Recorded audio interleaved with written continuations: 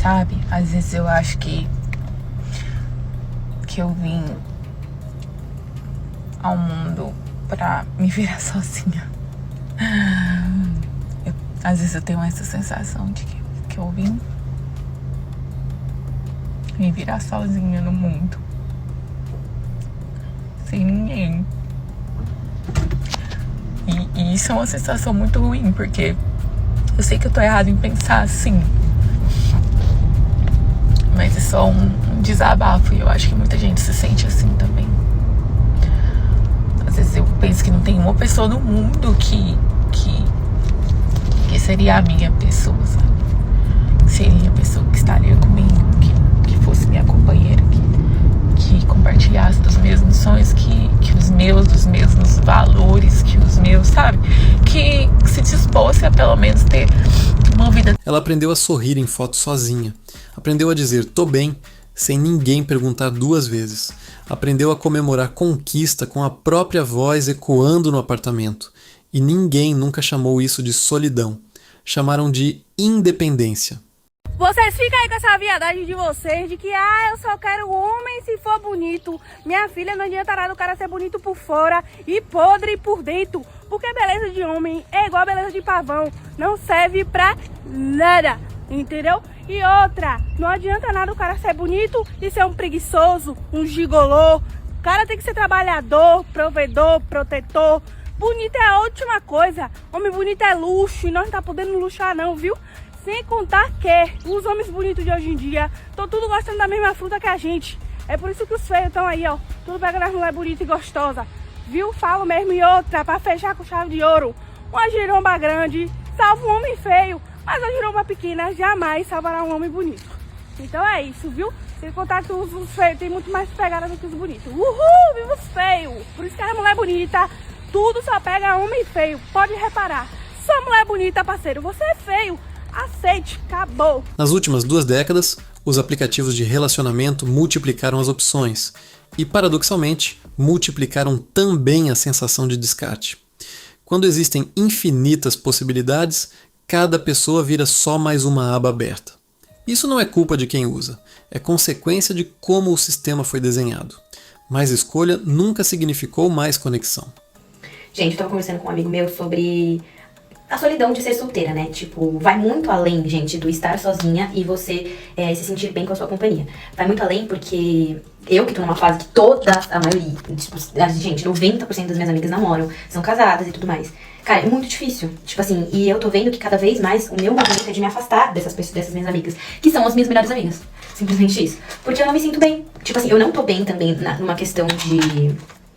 na questão amorosa e tal, tem algumas questões, então estar com casais é a mesma coisa que me dá uma facada. Tipo assim, eu fico muito mal, gente, eu fico muito mal de estar com um monte de casal, rodeada de um monte de casal. Então, tipo, pra mim não é fácil. E aí, eu fico me culpando também, em vários momentos, de tipo assim, nossa, eu tô me afastando das pessoas que me amam e das pessoas que eu amo, porque eu não tô conseguindo lidar com isso, sabe? Não tô conseguindo lidar com o fato de ficar rodeada de um monte de casal. E ao mesmo tempo que eu sei que isso tá me preservando, porque eu sei que cada vez que eu fico rodeada de um monte de casal, eu volto pra casa muito mal. Ou eu faço alguma merda e... mandar mensagem pra quem não deveria. Porque fica com aquele sentimento, sabe? Tipo, você fica com aquele sentimento de tipo assim, por que eu não tenho? Por que essas pessoas todas vivem um amor, todas vivem um relacionamento e eu não tô vivendo, sabe? Então, gente, é muito difícil. Eu não sei, às vezes pode ser, sei lá, do que, da minha cabeça, assim. Mas, tipo, realmente é algo muito sincero dentro de mim, assim. Não é culpa de ninguém. Talvez nem minha, né? Porque eu não encontrei uma pessoa legal pra eu ter um relacionamento. Então, a gente fica num momento assim. Então, tipo assim, nesse momento agora, o que eu procuro fazer? Sair com pessoas solteiras. Eu não tenho muitas opções, mas às vezes, entre estar no meio de um monte de casal e estar com uma amiga que não é, talvez, tão minha amiga, e vá pra uma festa, fazer alguma coisa, eu tô preferindo estar com uma pessoa que não é tão a minha amiga, sabe? Porque aí, isso não tá me fazendo mal, sabe? Tipo, querendo ou não, às vezes estar ali naquele meio de um monte de casal me faz mal. E aí eu tô tentando me preservar da melhor forma possível. É óbvio que eu tô tentando curar isso em mim também, porque eu não quero viver assim, porque eu amo minhas amigas, não quero deixar de estar com elas por conta disso. Mas tá difícil. E se o problema não for ser difícil demais, nem ser fácil demais? E se o problema for que ninguém mais aprendeu a permanecer? A gente treinou a geração mais conectada da história, para ser a mais descartável de todas. Curioso, né? Cara, tem muito homem bonito, mas os cowboys não estão chegando. Estamos aqui hoje num barretão com essa loira. Como que é seu nome, loira? Thaís. Você é de onde, Thaís? Goiânia. Primeira vez aqui no Barreto? Primeira vez, realizando um sonho.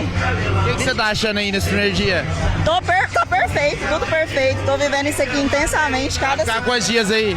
Vou ficar até domingo, mas o ano que vem eu quero ficar uns 10 dias, com certeza. Demais. Quero saber uma coisa. Essa loira da solteira ou da casada? Solteira. O que você achou dos cowboys aqui no Barretão esse ano? Cara, tem muito homem bonito, mas os cowboys não tá chegando. Mesmo? Não tá tendo coragem de chegar nas mulheres? Não, os caras tá fraco demais. Tá devagar, tá devagar. E quem você acha que é o homem ideal pra você, Thaís? Um cowboy. Cowboy cunhudo, raiz. Olha só, dá a mão. Dá uma voltinha. Vai aparecer muito cowboy aqui nesse Barretão. Tô esperando. Não, e aqui eu tô vendo que as mulheres de Goiás são as mais bonitas mesmo. E aqui eu tô comprovando. Goiânia é o lugar da mulher bonita. Qual que é o recado pros homens solteiros que tá te vendo? Pros cowboys do Brasil. Bora chegar junto, gente. Cadê as atitudes? Você tem que ter atitude. Desenrola pra conseguir uma loira dessa. Desenrola, tô querendo, mas cadê? Tem um tipo de silêncio que não é paz. É espera. É aquele silêncio de quem checa o celular sem admitir que checou. Esse silêncio tem nome e a gente vai chegar nele. Eu vou ficar em celibato pra sempre. Gente, desde que meu relacionamento de 6 anos finalizou, chegou ao fim, eu fico me perguntando sobre, né, e me questionando sobre os homens. Porque o meu ex-namorado, ele era o homem que eu mais confiava na minha vida. Então, eu confiava com toda a minha alma nele. Toda a minha alma. Eu confiava 200, 300, 1000% neste homem. E eu botava minha mão no fogo por ele. Então, o que ele fez foi a maior facada que eu podia levar nas minhas costas. De verdade. E eu sei que eu nunca mais vou conseguir confiar do jeito que eu confiei nele em algum outro homem. Agora, falando sobre critérios de um homem decente, é muito difícil hoje achar um homem que não seja viciado em pornografia, que não tenha alguma DST, porque sai com um monte de mulher e nem pra se proteger, não tem a decência de se proteger. Um homem que não traia, que você pode confiar 100% nele. Gente, eu quero... não se deve confiar em ninguém. Gente, eu quero confiar na pessoa que vai ficar do meu lado. Se for pra ficar com alguém que eu não posso confiar, eu prefiro não ficar. Entendeu? Prefiro não ficar. Prefiro ficar em celibato eterno. Mas coisas assim, sabe, gente? Eu sou uma pessoa que... Eu tento andar na linha, sabe? Fazer tudo certinho. Então eu quero uma pessoa que também faça as coisas certinhas. Eu quero uma pessoa que seja focada nos estudos, no trabalho, que faça as coisas sem alguém estar tendo que cobrar, porque eu era coach do meu ex-namorado, porque ele não conseguia fazer nada sem alguém estar cobrando ele. Eu não quero ter que cobrar um homem, eu quero que ele seja homem e pronto, ele só seja homem naturalmente, que eu não precise ficar empurrando ele. E hoje é muito difícil encontrar isso, né? E às vezes você encontra, mas aí o homem tem 1,60 de altura. E, gente, se eu tivesse 1,55 de altura, estaria ótimo, tá? Eu não teria problema. O meu problema é porque eu sou muito alta. E eu não vou ficar com um cara que é mais baixo que eu. Eu tenho quase 1,80 de altura, gente. Então, eu não sou aquelas meninas baixinhas que querem ficar com um cara de 2 metros. Não é isso. Eu quero ficar com um cara minimamente mais alto que eu. Só isso. Então, assim, gente, muito difícil, tá? Esses critérios aí, ó. Pelo menos aqui no Brasil, não tô achando, não. A pesquisa mais recente sobre solidão não aponta os homens como os mais isolados. Aponta mulheres jovens, urbanas, bem-sucedidas, exatamente o perfil que a sociedade descreve como quem tem tudo. Isso muda completamente a pergunta que devíamos estar fazendo. Eu tenho 27 anos, vou fazer 28, e eu tô solteira desde os meus 25, por aí. Cada dia que passa, eu tenho mais certeza de que eu vou ficar sozinha no mundo. Quanto menos você transa, menos você tem vontade de transar. Porque eu vivo um celibato. Um celibato, garotas, que eu nunca escolhi. Mas a vida escolheu pra mim e eu tô escolhendo assim ao longo do tempo, porque não tem opção. Tipo, eu encontro muito amor, muito afeto no mundo feminino. Na minha família, que é repleta de mulheres, com as minhas amigas que me preenchem emocionalmente, intelectualmente, coisa que eu não consigo ter com homem, porque na verdade com as minhas amigas eu tenho um tipo de conversa que eu nunca vou conseguir ter com homem, porque parece que o que eu tô conversando com elas da forma mais natural possível é algo que eu preciso caçar pra conseguir encontrar num homem com consciência, ou mesmo que se eu tentar levar o mesmo assunto, o nível de debate, entre aspas, de conversa, do que qualquer que seja a palavra, ele nunca vai ser igual, porque eu sinto que eu vou estar sempre tendo que explicar. Eu gostaria muito de ter alguém para compartilhar a vida, eu quero em algum momento casar, ter filho, sei lá, mas eu não tenho esperança nenhuma de que isso aconteça. Eu sinto que, para os olhos do mundo masculino, em algum momento eu vou ficar muito velha para encontrar alguém e para ser uma mulher casável, encontrável. Mas a grande questão é como, intelectualmente mesmo, eu acho que é muito difícil você conseguir conversar com uma figura masculina que não represente, sei lá, um puta esquerdo macho chato pra caralho, que acha que sabe mais do que qualquer pessoa. Ao mesmo tempo, quando eu encontro um homem que não é assim, que não é uma figura dessas, na verdade, ele sempre vai estar questionando os meus motivos, nunca compreendendo a fundo, sabe? É como se fosse uma desvalorização da minha opinião de alguma forma, ou tipo, um desmerecimento. Então eu não preciso que você me conteste. Dá pra entender? Talvez seja muito prepotente a minha fala. Eu sempre fui uma pessoa transuda, né? Quando eu era mais jovem, funcionava muito melhor. Eu conseguia me inibir de certas necessidades que hoje eu tenho, tipo, certos entraves que hoje eu tenho. Talvez eu também tô muito travada nisso, mas, tipo, tudo me irrita, sabe? Eu não consigo ter tesão por algo que me irrita constantemente. Vamos começar com uma cena simples. Uma mulher de 30 e poucos anos chega em casa depois do trabalho. Tira os sapatos, larga a bolsa no sofá, liga a luz da cozinha. A geladeira está com metade das prateleiras vazias, porque cozinhar para uma pessoa só nunca compensa o esforço. Ela abre o celular, tem 63 notificações. Nenhuma delas é de alguém perguntando como foi o seu dia. São grupos de trabalho, promoções, lembretes de aplicativos. Ela larga o celular na mesa, senta e por um segundo, só um segundo, o silêncio do apartamento fica alto demais para ser confortável. Essa cena não é exceção. Ela se repete com pequenas variações em milhões de casas ao redor do mundo. E o que a torna especialmente dolorosa não é a solidão em si. Solidão sempre existiu, sempre vai existir. Faz parte da experiência humana em algum momento da vida. O que dói nessa cena específica é o contraste. Uma mulher cercada de reconhecimento social, admirada, competente, cheia de curtidas no sentido mais amplo da palavra, mas esvaziada exatamente naquilo que sempre foi considerado básico: ter alguém que escolha ficar. Durante muito tempo, a narrativa cultural vendeu a ideia de que bastava uma mulher se preparar, estudar, trabalhar, se cuidar, evoluir, que o amor viria como consequência natural desse esforço. Só que a vida real não funciona como fórmula de autoajuda. E é justamente aqui que mora um dos paradoxos mais silenciosos da nossa geração. Nunca as mulheres tiveram tantas ferramentas de autodesenvolvimento. E nunca tantas relataram, em pesquisas de todo o mundo, uma sensação crescente de desconexão afetiva. Nessas 2 últimas semanas, eu tive uma percepção bem importante a respeito da minha vida, que é a questão da solidão da mulher solteira. E isso não tem a ver em dificuldade de ser sozinha, não, porque isso eu exerço com maestria. Eu não espero por ninguém para fazer aquilo que eu gosto.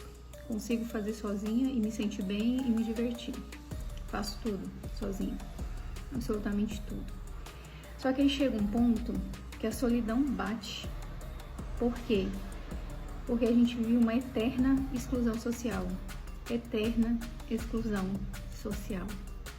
Você não é convidada para nada, principalmente para programas com seu ciclo de amizade.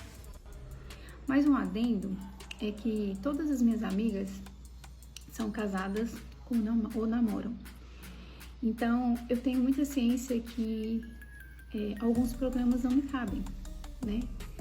Unicamente por esse detalhe de eu ser solteira.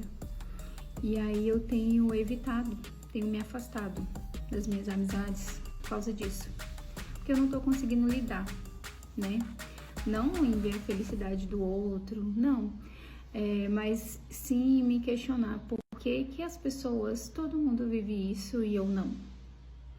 O problema é comigo, mesmo sabendo que eu sou uma mulher muito boa. Mesmo tendo essa certeza, eu coloco a me questionar, né? Qual é o problema comigo, né? Então, é muito difícil, mesmo com toda a maturidade que eu tenho, eu percebo que essa solidão dói na mulher solteira, dói muito. E aí a gente tem que se reinventar, né? Buscar uma válvula de escape para fazer terapia, né? Para poder lidar com essa questão de solidão, porque não é fácil, não é mesmo. Não estamos falando aqui de um discurso de vitimização, nem de apontar culpados. Estamos falando de entender um fenômeno. Porque quando alguém sente rejeição repetida, não necessariamente a rejeição explícita de um não quero você, mas a rejeição silenciosa do desaparecimento, do ghosting, da conversa que esfria sem explicação, do encontro que não vira segundo encontro, isso deixa marca.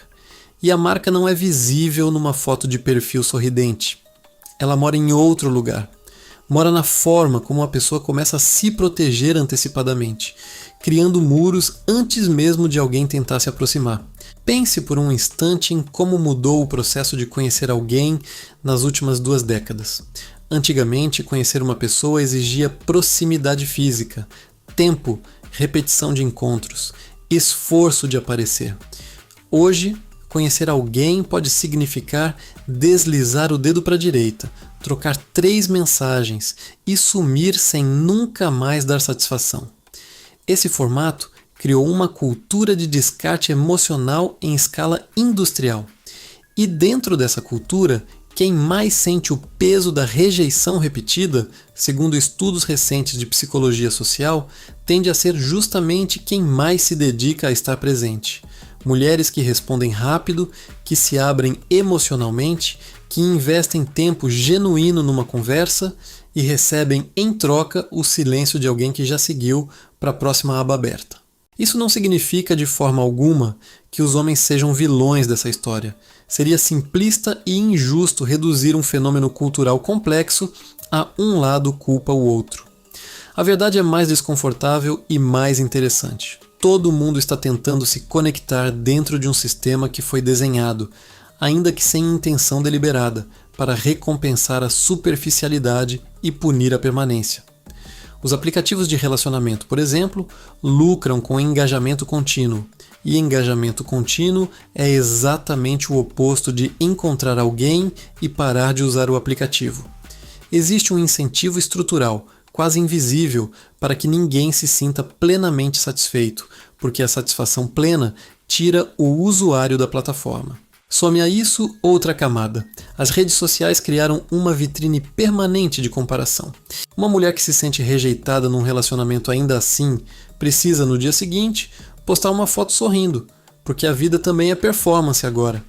E quem vê de fora enxerga só a superfície, a beleza, a viagem, a conquista profissional, sem imaginar que por trás daquilo existe alguém checando o celular à noite, torcendo por uma mensagem que não chega. Aqui entra um ponto que raramente é discutido com honestidade. A solidão de quem parece ter tudo costuma ser invisível justamente porque ninguém se sente autorizado a validar essa dor. Se você é bonita, bem-sucedida, independente, a expectativa social é que você não tenha do que reclamar. Isso cria um silenciamento duplo. A pessoa sofre e, além de sofrer, sente vergonha de admitir que sofre, porque não devia com tudo que ela tem. Esse tipo de solidão fica então trancada dentro de casa, dentro do peito, sem espaço para ser nomeada. E é curioso perceber como isso conecta com uma mudança mais ampla na forma como lidamos com o vínculo, de forma geral, homens e mulheres. Vivemos numa época que celebra a autossuficiência acima de quase tudo. Não precisa de ninguém, seja independente, se ame primeiro. Frases que carregam verdades importantes, mas que levadas ao extremo, também ensinaram uma geração inteira a temer a vulnerabilidade que qualquer vínculo real exige. porque amar alguém de verdade significa admitir que você precisa dessa pessoa.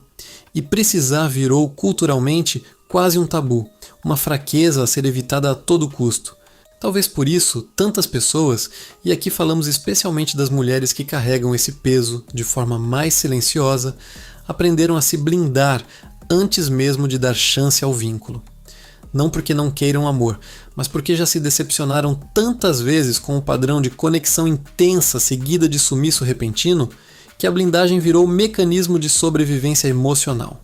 E o problema é que esse mecanismo, criado para proteger, acaba também afastando as poucas oportunidades reais de conexão que aparecem pelo caminho.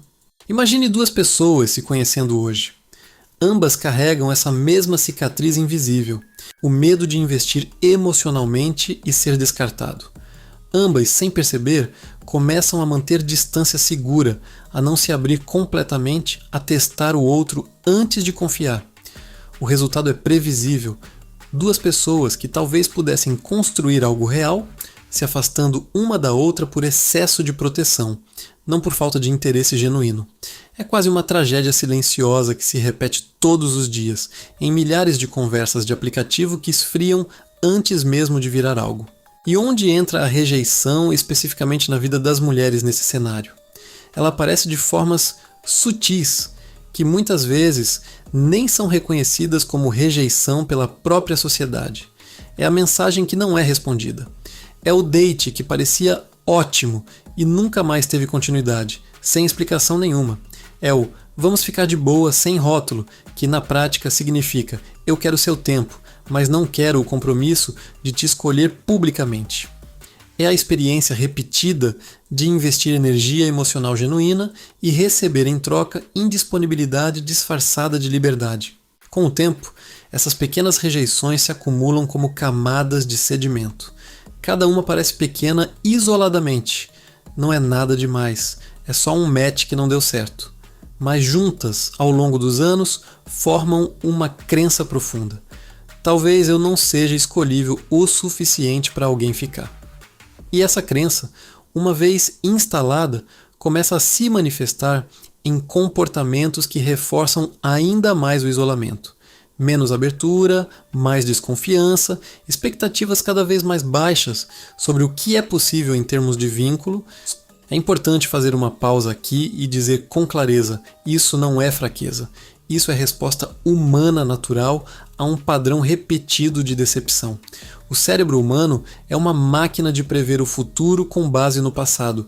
E quando o passado ensina repetidamente que a abertura emocional resulta em dor, o cérebro aprende, de forma até inteligente, dentro da própria lógica de sobrevivência, a evitar essa dor no futuro. O problema é que essa proteção, levada longe demais, também bloqueia a possibilidade de experiências diferentes acontecerem. No fim das contas, talvez a pergunta certa nunca tenha sido por que ela está sozinha, se tem tudo? Talvez a pergunta certa seja o que estamos chamando de ter tudo, se a coisa mais básica que um ser humano precisa, ser visto, ser escolhido, ser acompanhado, continua faltando para tanta gente. Fica essa reflexão com você. E se esse vídeo mexeu com alguma coisa aí dentro, você sabe o que fazer. Compartilha com quem precisa ouvir isso hoje e a gente se encontra no próximo vídeo para continuar essa conversa que no fundo é sobre todos nós.